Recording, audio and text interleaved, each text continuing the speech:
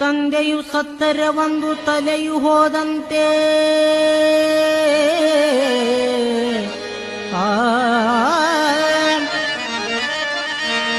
ಕೆತ್ತ ತಾಯಿಯು ಸತ್ತರೆ ಹೊಟ್ಯಾನ ಕರಳು ಹರಿದಂತೆ,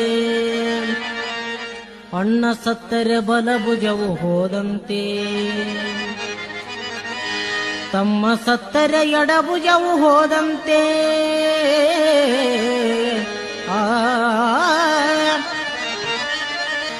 ನನಗೆ ಬೇಡಾದ ಸತಿಗಳು ಸತ್ತರೆ ಎಡಗಾಲಿನ ಕೆರವು ಹರಿದಂತೆ,